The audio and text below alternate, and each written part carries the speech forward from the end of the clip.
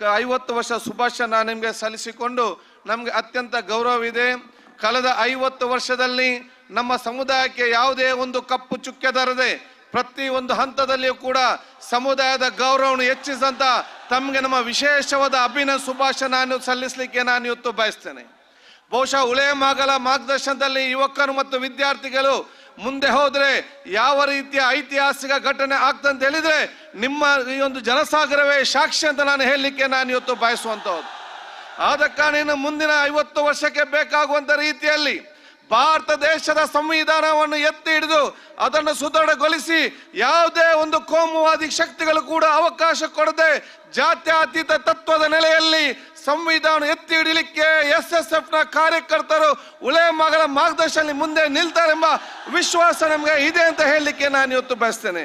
ಅದಕ್ಕೆ ನಾನು ದೀರ್ಘವಾಗಿ ಇವತ್ತು ಮಾತಾಡದೆ ನಾನು ನಿಮ್ಗೆಲ್ಲ ನನ್ನ ಶುಭಾಶಯ ಸಲ್ಲಿಸಿಕೊಂಡು ನಾವೆಲ್ಲರೂ ಕೂಡ ನಮ್ಮ ಸೋದರರಾಗಿ ಸಮಾಜದ ಬದ್ಧತೆ, ಸಮಾಜದ ಏಕತೆ, ಸಮಾಜ ಶೋಷಿತ ವರ್ಗ ಬೇಕಾವತ್ತುಕೊಳ್ಳಲಿಕ್ಕೆ ಸಮಾಜದಲ್ಲಿ ಸಂವಿಧಾನ ಮತ್ತು ಪ್ರೀತಿ, ವಿಶ್ವಾಸ, ಸೌಹಾರ್ದತೆ ಸ್ಥಾಪಿಸಿ ಕೋಮುವಾದಿಗಳಿಗೆ ತಕ್ಕವಾದ ಉತ್ತರ ಕೊಡಲಿಕ್ಕೆ ನಾವು ನಿಮ್ಗೆ ಬೇಕಾದಂತ ಎಲ್ಲಾ ರೀತಿಯ ಸಹಕಾರ ನಾವು ಕೊಡ್ತೇವೆ ಅಂತ ನಾನು ಹೇಳಿಕೊಳ್ತಾ ನಿಮ್ಗೆಲ್ಲ ನನ್ನ ಶುಭಾಶಯ ಸಲ್ಲಿಸಿ ನನ್ನ ಮಾತು ಮುಗಿಸ್ತೇನೆ.